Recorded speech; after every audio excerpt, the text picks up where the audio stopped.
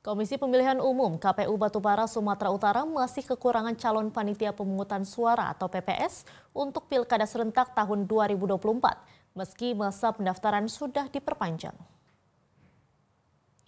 Perpanjangan masa pendaftaran calon PPS dimulai sejak 9 Mei 2024 dan berakhir pada 11 Mei 2024. Perpanjangan masa pendaftaran ini dilakukan karena jumlah pelamar di 89 desa dan kelurahan masih kurang.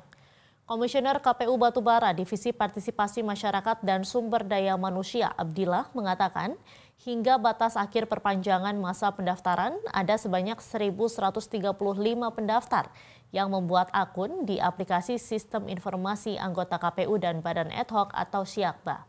925 pendaftar diantaranya sudah menyerahkan berkas administrasi ke KPU Batubara.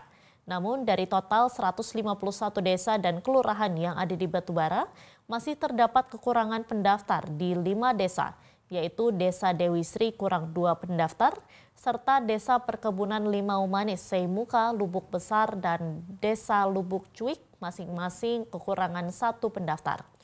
Untuk mengisi kekurangan tersebut, KPU Batubara akan berkoordinasi dengan Dinas Pendidikan Batubara dan pemerintah desa setempat.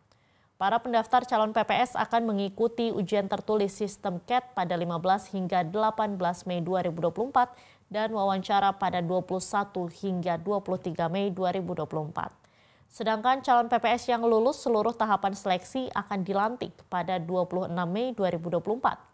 Di Batubara sendiri dibutuhkan sebanyak 453 anggota PPS yang akan bertugas di 151 desa dan kelurahan yang tersebar di 12 kecamatan. Jelajahi cara baru mendapatkan informasi. Download Metro TV Extend sekarang.